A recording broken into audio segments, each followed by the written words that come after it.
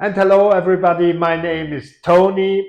I'm native Portuguese and I came back to my country 25 years ago as a foreigner because I really didn't speak the language, didn't write the language, didn't know the mentality, behaviors, and so on. I didn't know, basically, I didn't know anything. Okay, so that's what's about in my videos, is to show you a little bit around uh, different technical aspects, health system, car import, paperwork, how to deal with authorities. All this will be in my future videos. Today, I want to start with you with the Portuguese health system, which is a quite interesting subject.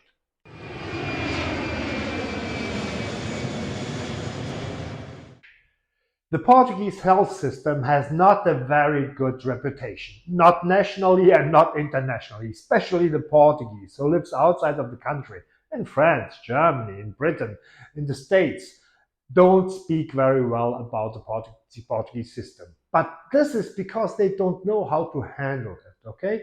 Because there is a way how things can work. If you are thinking about moving to Portugal on a permanent base for retirement or for whatever, yes, then please, it's important to follow the following steps. First of all, you will need a private insurance, okay? You will need the private insurance for what? Because when we have a problem, a health problem, for us, it seems always a big problem. But for the system, it isn't probably as big as that, which means that you will wait, okay?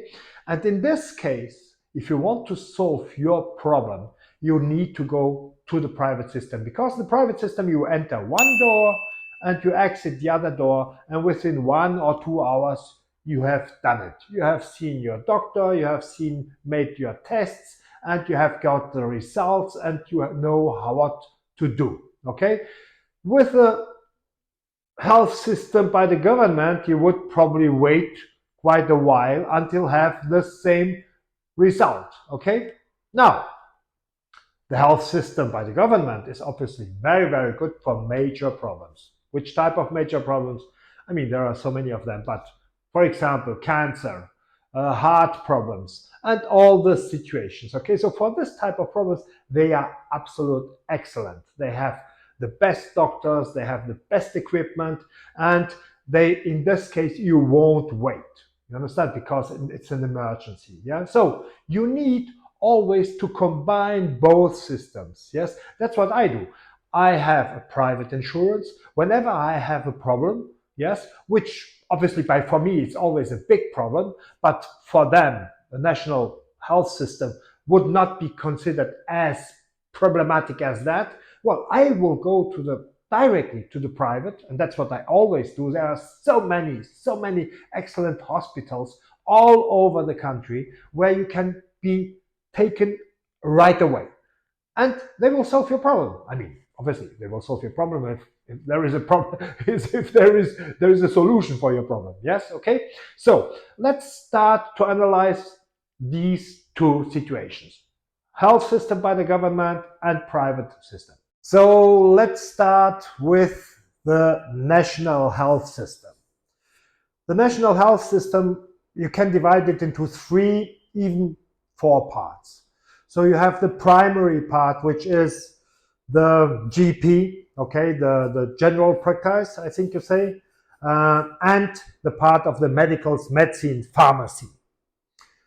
The part of the pharmacy, medical medicine, works extremely good, which means that once you are getting out from your GP and he prescribes you your medicament or your medicine, yeah, you get through SMS, through a text message, this prescription, and you can go directly to the pharmacy, show the prescription on your mobile phone, and he will give you, or sell you in this case, with a slow amount, the prescription that you got from your doctor.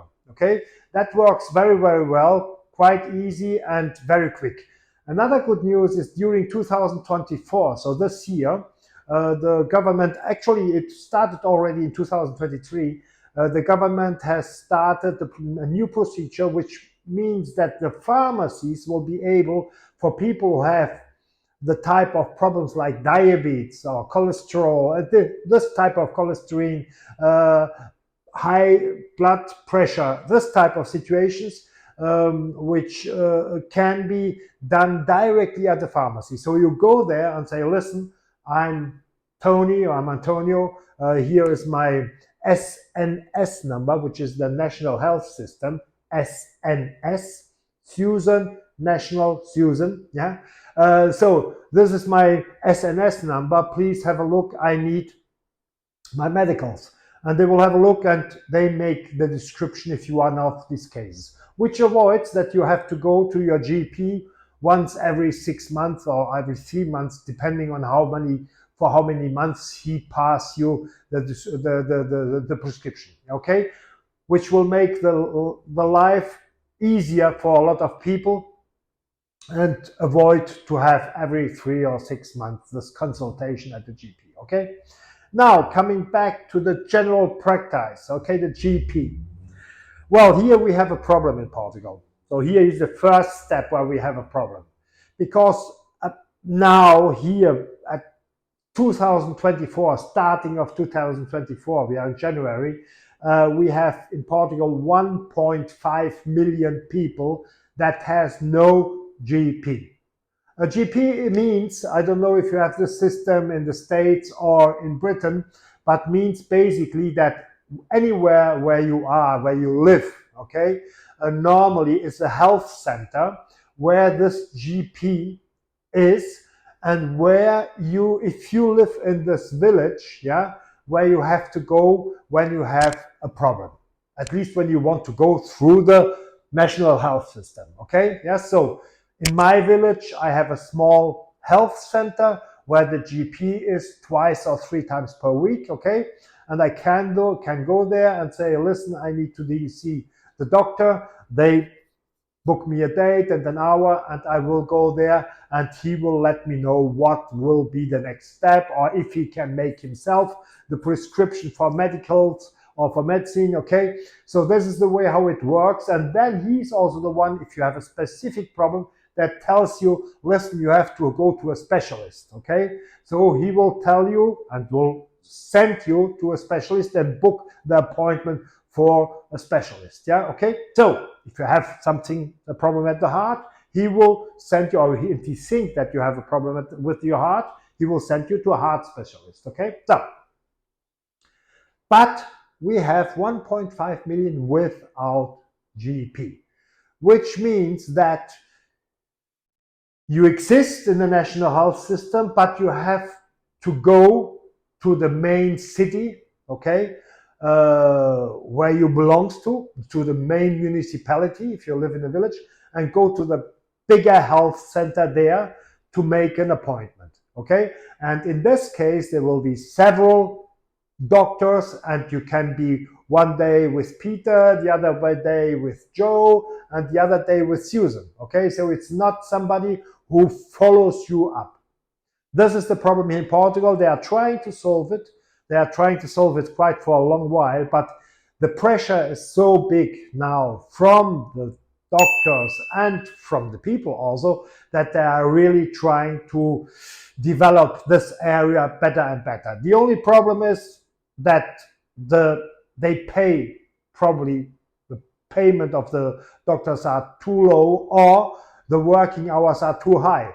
Last year, 2023, they opened 900 something open possibilities for new doctors, young doctors to come and to take over these jobs, and only 150 came. So, well, I think they will get it, they will solve it. It might take another 1 or 2 years, but they will solve it. Okay, so this is one of the problems that don't work too well here in Portugal. Second, here we are the specialists. Specialists is also a problem. We are still speaking about the national health system, okay? So, not the private one. We'll come to that afterwards. So, if you need a specialist, you will have to go to your GP, because only him can send you to a specialist. Or you go to the national health center of the municipality, and it will be the same. It will not be your GP, it will be a doctor, but he will send you then to a specialist depending on what your problem is. And these specialists, okay, except if it's really for big problems, like I said, if there is a possibility of cancer or a heart problem, or this type of situations, with exception of these situations, all the other situations can take a while.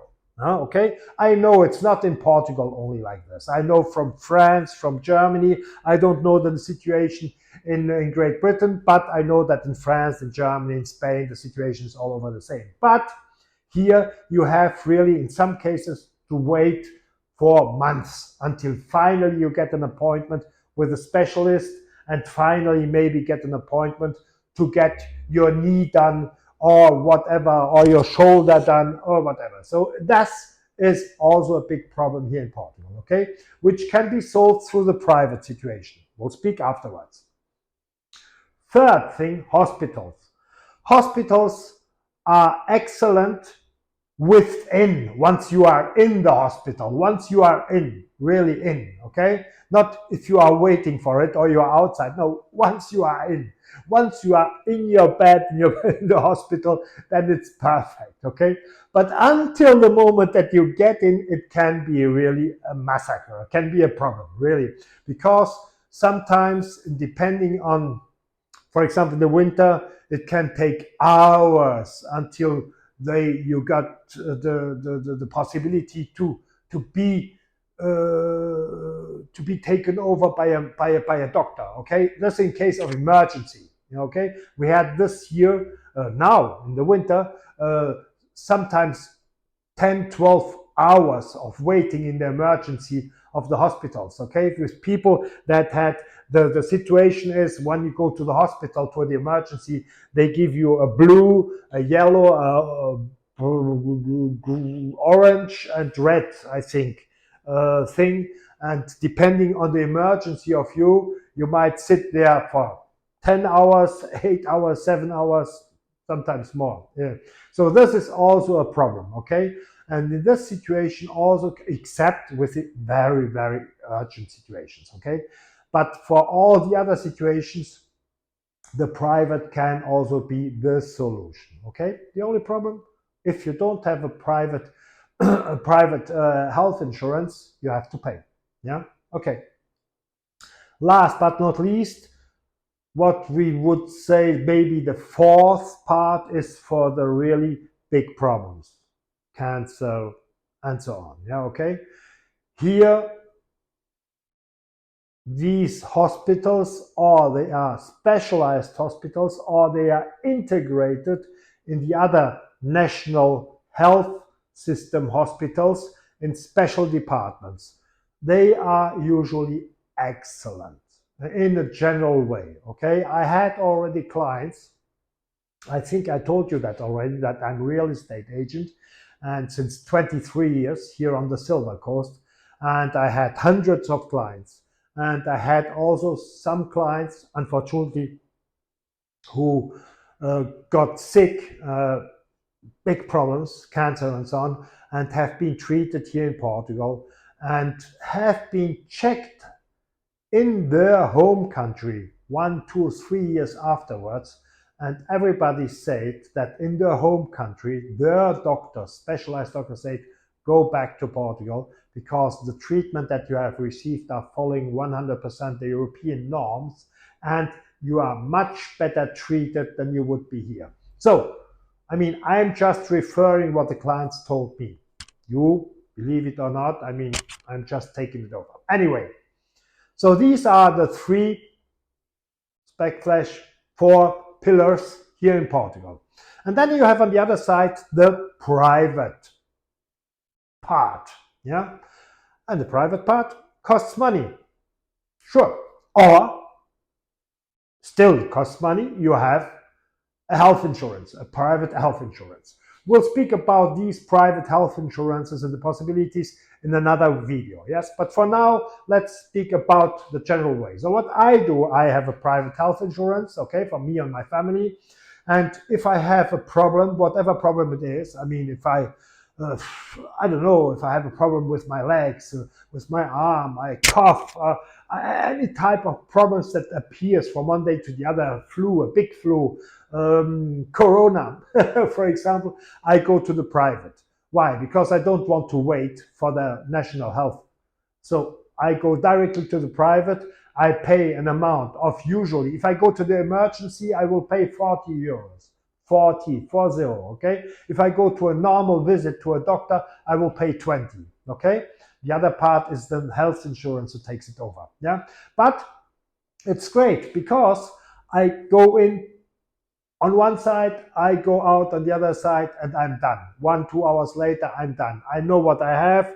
I have the prescriptions, I have the medicals, and I have all the tests done, and I know exactly what is my situation. Yeah, okay? The problem, you have to pay. And then there is another problem, that the private health service also depends a little bit price-wise on your age, on eventual problems that you might have, and obviously depending on the problems, the price can get higher.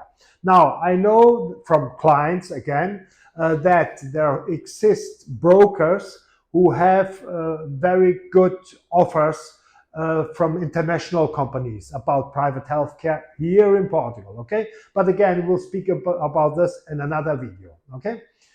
So wait, this is the way how it happens in Portugal. National Health Service, private. If you combine both together, okay, it's perfect. It's exactly what I do, and it's the way that I really advise you to do, okay? Going only one way or only the other way, one way it costs a lot of money, the other way it might cost you a lot of time, yeah, okay? So the ideal situation is to combine. Well, now you will ask me, Antonio, if you are telling us that 1.5 million people in Portugal don't have a GP, what shall we do if we move to Portugal? Well, the solution, basically, first of all, this situation is not all over Portugal. For example, I have here on the Silver Coast not this problem. And the people that I know, I have never heard of one or of somebody that has no GP. It might happen, maybe, in a village or the other. But as far as I know, and the people that I know, even clients, customers, nobody, everybody has a GP. But there are regions in Portugal where this problem exists. You have, for example, Alentejo. Now, Alentejo is one of the parts where it's more difficult to get a GP. You have central Portugal, the area of Coimbra, a little more inland, in direction of Spain, where the situation also is problematic from this point of view, and also North Portugal, also the interior. Always speaking about the interior, okay? And you have in the south of Portugal, Algarve, also parts where there are no GPs, okay?